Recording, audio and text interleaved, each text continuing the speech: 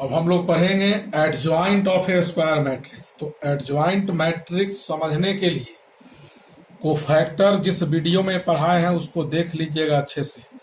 Cofactor निकालना जिनको आता होगा उनको समझने में दिक्कत नहीं होगा। कोफैक्टर मैट्रिक्स में सबसे इंपॉर्टेंट है कोफैक्टर निकालना, मैट्रिक्स मल्टीप्लीकेशन, एडजॉइंट। अब इसी तीनों से कनेक्टेड आगे हम लोग पढ़ते चलेंगे। तो एडजॉइंट है क्या, डिफिनेशन लिख रहे हैं, देखिए let A is equal to एक मैट्रिक्स है, एक कॉम्पैक्ट फॉर्म में लिख रहे हैं, ए इज इक्वल टू इतना be a square matrix, be a square matrix of order n, n cross n कह सकते हैं, of order n cross n, and Cij V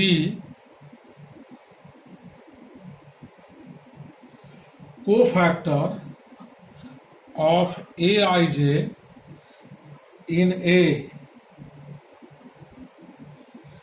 then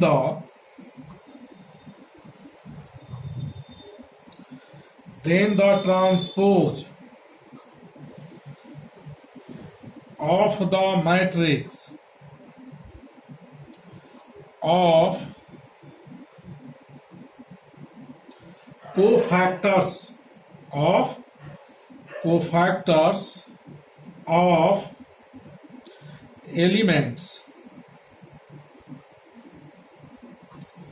of A is called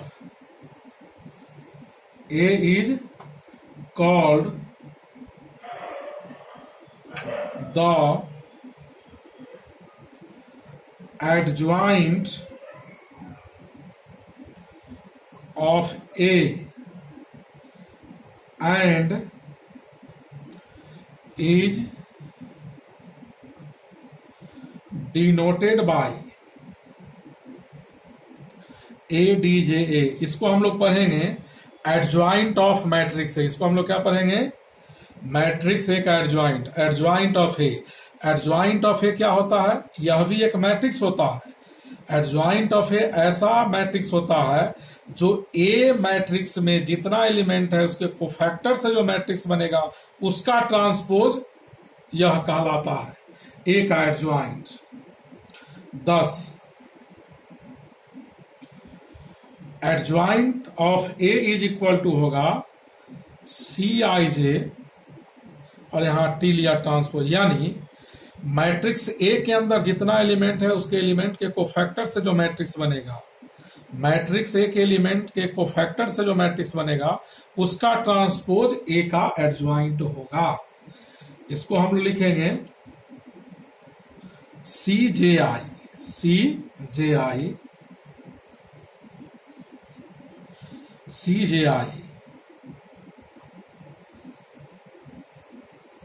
where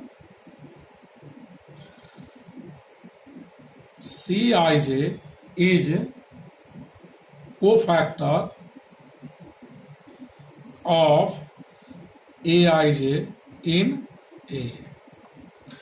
यानी कोई matrix दिया रहे तो सबसे पहले क्या करेंगे, जो स्क्वायर मैट्रिक्स दिया रहे उस स्क्वायर मैट्रिक्स के जितने भी एलिमेंट होंगे उसके कोफैक्टर से जो मैट्रिक्स बनेगा उस मैट्रिक्स का ट्रांसपोज गिवन मैट्रिक्स का एडजॉइंट होगा।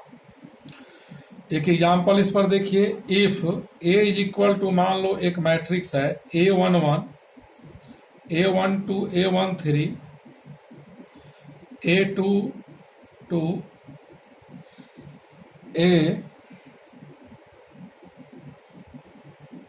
A21 है, A22, A23, A31, A32, A33 एक मैट्रिक्स है।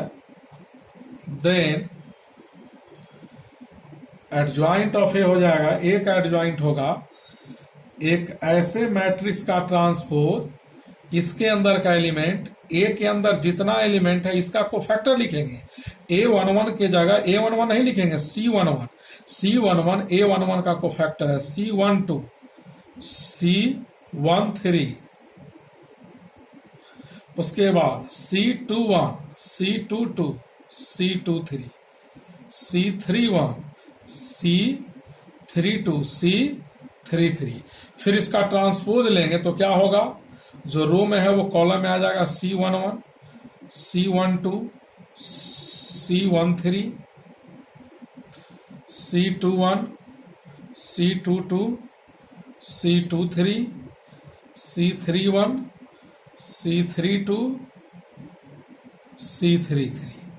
ट्रांसपोज का सिंबल हटता है तो जो रो में है वो कॉलम में, और जो कॉलम में है वो रो में चला जाता है। यानी कोई मैट्रिक्स दिया हुआ है, कहेगा उसका एडजॉइंट निकालो, तो दिए गए मैट्रिक्स के अंदर जितना एलिमेंट है सभी एलिमेंट को कोफैक्टर से एक मैट्रिक्स निकालेंगे, फिर उसका ट्रांसपोज लेंगे, यह गिवन मैट्रिक्स का एडजॉइंट कहलाएगा।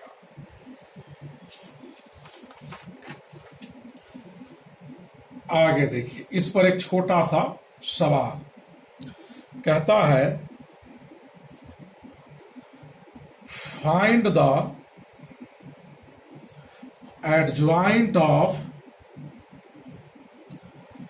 एडजॉइंट हमेशा स्क्वायर मैट्रिक्स का निकलता है, adjoint of matrix A is equal to 1 1 1 2 1 -3 -1 2 3। इस मैट्रिक्स का हमको निकालना है एडजॉइंट। तो सबसे पहले क्या करेंगे, इस मैट्रिक्स के अंदर जितना एलिमेंट है सबका कोफैक्टर निकालेंगे। तो देखिएगा, C11 का मतलब, C11 का मतलब हुआ कोफैक्टर ऑफ 1, इस 1 का कोफैक्टर। C11 का मतलब, तो कोफैक्टर या लैंग्वेज में भी लिख सकते हो, या लिखेंगे हम लोग कोफैक्टर ऑफ 1, इस 1 को कहेंगे C11 कोफैक्टर। तो एक डिटर्मिनांट 1 1 के लॉन्ग, इसको और इसको क्लोज करके एक्सपेंड करेंगे तो इसमें बचेगा 1 2 -3 3, और साइन स्कीम लगता है प्लस, यहां होगा साइन स्कीम प्लस, क्या होगा माइनस, क्या होगा पहले बता चुके हैं, 3 1 जा 3 माइनस माइनस प्लस 3 2 जा 6, यानी हमारा ये 9 हो जाएगा।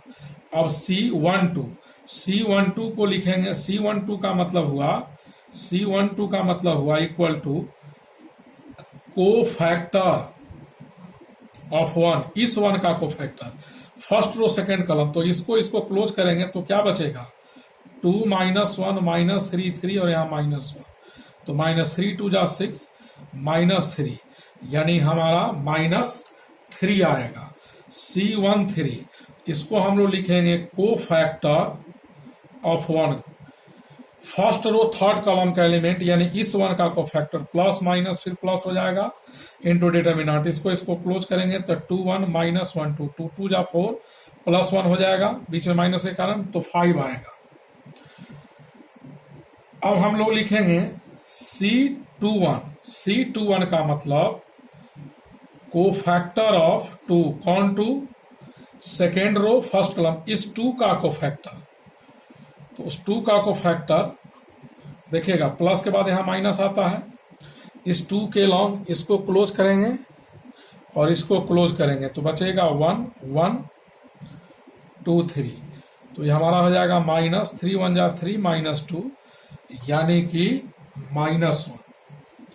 अब C22 cofactor of second row second column, यानी 1 है, जब आप नोट करेंगे कॉपी में तो पता चल जाएगा, 1 का कोफैक्टर प्लस इस 1 का निकाला, C22 का मतलब इसका कोफैक्टर, प्लस माइनस प्लस, ऐसे बंद किया। अब देखिए E1 ऐसे ऐसे क्लोज करेंगे, 1 -1 1 3, 1 -1 1 3, तो 3 + 1 यानी 4 हो जाएगा। अब C23 लिखेंगे तो C23 का मतलब कोफैक्टर ऑफ कौन element, second row third column. तो सेकेंड रो थर्ड कॉलम में -3 है, तो यहाँ उस एलिमेंट का कोफैक्टर प्लस के बाद माइनस होगा इनटू डिटर्मिनेंट, -3 का कोफैक्टर, इसको क्लोज करेंगे तो 1 1 -1 1 1 माइनस 1 2, तो ये हमारा होगा -2 + 1 यानी -3। अब C31 कोफैक्टर ऑफ -1, तो -1 का कोफैक्टर क्या आएगा? -1 का कोफैक्टर -1 यहां है, देखिए C31 third row first column, इसको और इसको क्लोज करेंगे तो 1 1 1 -3 1 1 1 -3, और साइन स्कीम से प्लस माइनस प्लस हो जाएगा, तो -3 -1 यानी -4 आया। हमारा -4 आया। अब C32 को फैक्टर ऑफ 2, तो यहां माइनस होगा साइन स्कीम, इस 2 का कोफैक्टर निकालना है तो इसको क्लोज 1 2 1 -3 1 2 1 -3, तो ये हमारा हो गया -3 -2 -5 यानी +5, ये हमारा +5 आया। अब C33 निकालना है, इस 3 का कोफैक्टर, इसको C33 third row third column का एलिमेंट, इसको क्लोज करेंगे तो क्या बचेगा, देखिए C33 यानी इसको हम लोग कहेंगे कोफैक्टर ऑफ 3, साइन स्कीम से प्लस होगा, इस लाइन को और इसको क्लोज करेंगे तो 1 2 1 1, तो यह आ जाएगा 1 -2 यानी -1। अब देखिएगा एडज्वाइंट ए का एक मैट्रिक्स होगा, तो यहां जो आपने मैट्रिक्स लिखा था 1, तो 1 के जगह 1 नहीं लिखेंगे, 1 का कोफैक्टर, और 1 का कोफैक्टर कितना आया है 9, 1 का कोफैक्टर यहां 9, फिर इस 1 का कोफैक्टर आया है -3, उसके बाद 5 -1 4 -3 -4 5 -1 और इसका ट्रांसपोज। तो किया क्या, ए का एडज्वाइंट एक मैट्रिक्स हुआ, इसके अंदर का एलिमेंट, ए का एलिमेंट नहीं लिखेंगे, इसके अंदर जो एलिमेंट है उन सब का कोफैक्टर इसमें लिखेंगे। 1 के जगह 1 का कोफैक्टर, इस 1 के जगह इस 1 का कोफैक्टर, 2 के जगह 2 का कोफैक्टर, फिर इसका ट्रांसपोज ले लेंगे। तो ट्रांसपोज कैसे लेते हैं, जो रो में है वो कॉलम में, यानी 9 -3 5 -1 4 -3 -4 5 -1, यही हमारा हुआ 9 -1 -4 -3 4 5 5 -3 -1। अब थ्योरम, तो थ्योरम याद रखिएगा, इंपॉर्टेंट होता है जेईई मेंस के लिए, बहुत सारा थ्योरम है, लिखते चलते हैं। Let A be a square matrix of n cross n order, आपको 3 क्रॉस 3 ऑर्डर से ज्यादा का सवाल नहीं आएगा, n cross n order. Then theorem कहता है कि अगर किसी मैट्रिक्स में उसके एडज्वाइंट को इनटू करे, किसी मैट्रिक्स में उसके एडज्वाइंट को मल्टीप्लाई करे और उसके डिटर्मिनांट में उसी ऑर्डर का यूनिट मैट्रिक्स गुना करे, तो जितना इसका वैल्यू होगा उसका उतना ही इसका होगा, या एडज्वाइंट को पहले गुना करे ए में, यानी A into adjoint of A equal होता है adjoint of A into A, और ये दोनों का वैल्यू इक्वल होता है ए का डिटर्मिनांट गुने यूनिट मैट्रिक्स। आई का वही ऑर्डर होगा जो ए का, आई एन का मतलब हमारा यूनिट मैट्रिक्स आई जो है वो n क्रॉस n ऑर्डर का है, चूंकि ए भी हमारा n क्रॉस n ऑर्डर का है। जेईई मेंस के लिए यह थ्योरी बहुत ही इंपॉर्टेंट है, इसको याद रखेंगे आप लोग। इस पर अगर प्रूफ करना हो तो प्रीवियस प्रॉब्लम में ए भी निकाले हैं, ए का एडज्वाइंट निकाले हैं, कि दोनों को मल्टीप्लाई कीजिएगा, फिर ए का डिटर्मिनांट निकाल कर आई एन से गुना कीजिएगा, दोनों इक्वल आ जाएगा।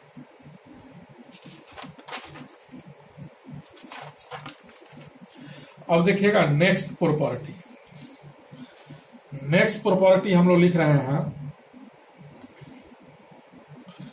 नेक्स्ट प्रॉपर्टी एडज्वाइंट किसी मैट्रिक्स का पावर m है, a का पावर m है, उसका एडज्वाइंट होगा एडज्वाइंट ऑफ a का पावर। यानी किसी मैट्रिक्स का पॉजिटिव इंटीजर कोई पावर दे दे तब का एडज्वाइंट निकालो, या एडज्वाइंट निकाल के पावर दो, दोनों का वैल्यू सेम होगा।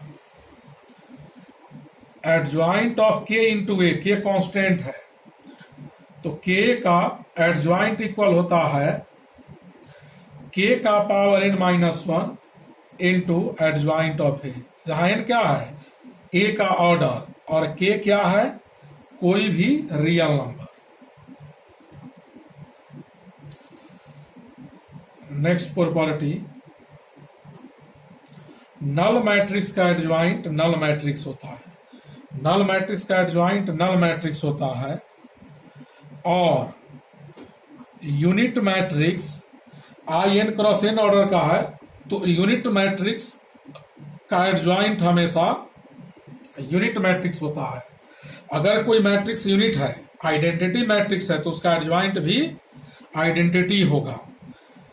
उसको कैलकुलेट नहीं कीजिएगा, डायरेक्ट लिख दीजिएगा। अगर कोई मैट्रिक्स सिमेट्रिक है, ए इज सिमेट्रिक इंप्लाइज दैट, तो एडज्वाइंट ऑफ ए भी क्या होगा इज सिमेट्रिक। अगर कोई मैट्रिक्स सिमेट्रिक है तो उसका एडज्वाइंट भी सिमेट्रिक होगा। ए इज डायगोनल तो उसका एडज्वाइंट भी क्या होगा is also diagonal. A is triangular matrix,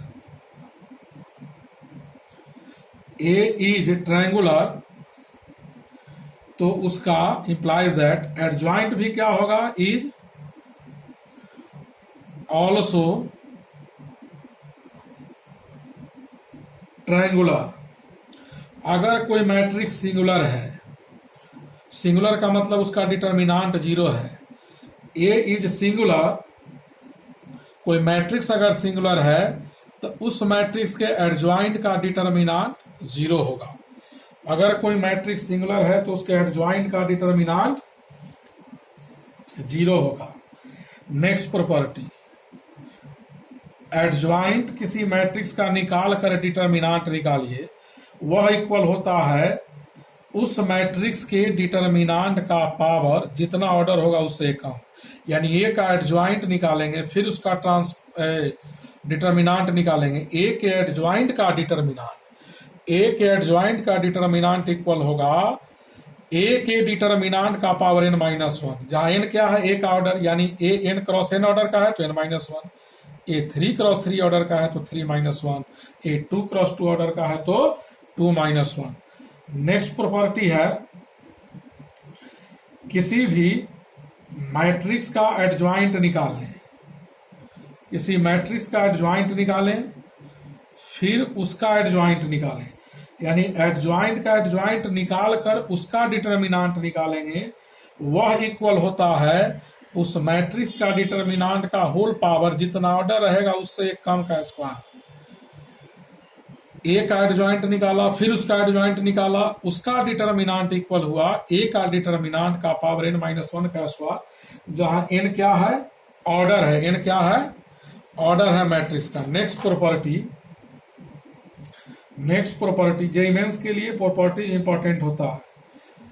matrix का एडज्वाइंट निकाल लीजिए, फिर एडज्वाइंट निकालिए, ए का एडज्वाइंट फिर उसका एडज्वाइंट, या डायरेक्ट आप निकाल लीजिए ए का डिटर्मिनांट इसका पावर n माइनस टू, जहां n ऑर्डर है, into A.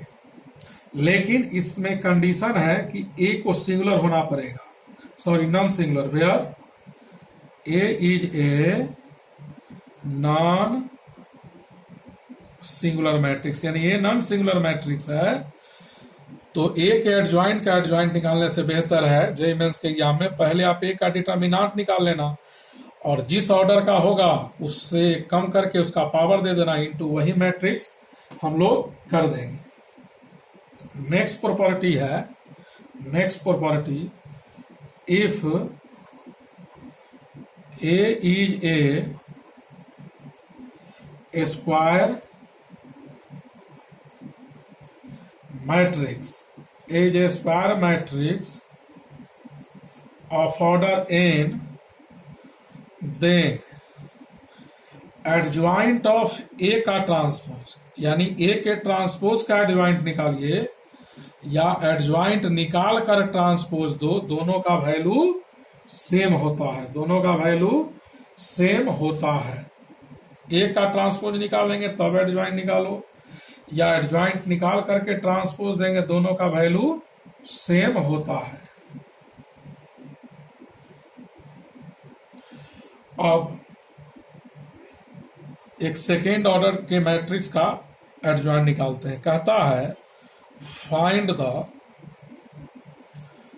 Adjoint of A equal to 2 - 3 4 7।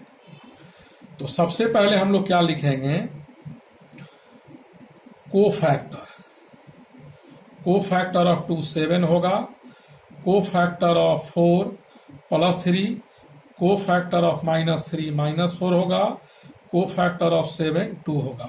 यानी प्रिंसिपल डायगोनल में कोफैक्टर इंटरचेंज कर जाता है और सेकेंडरी डायगोनल में एलिमेंट चेंज करेगा साइन के साथ, इसका कोफैक्टर ही साइन बदलेगा, इसका कोफैक्टर ही साइन बदलेगा, और इसमें 7 का कोफैक्टर 2 साइन नहीं बदलेगा, 2 का कोफैक्टर 7 साइन नहीं बदलेगा। और एडजॉइंट ऑफ ए क्या होगा, एक मैट्रिक्स का ट्रांसपोज। इसके अंदर जैसे 2 है तो 2 के जगह 2 नहीं लिखेंगे, 2 का कोफैक्टर 7, 7 के जगह 7 का कोफैक्टर, 4 के जगह 4 का कोफैक्टर, और -3 के जगह -3 का कोफैक्टर। अब इसका ट्रांसपोज हम लोग लेंगे तो क्या होगा, जो रो में है वो कॉलम में 7 3 -4 2, ए का एडजॉइंट निकला।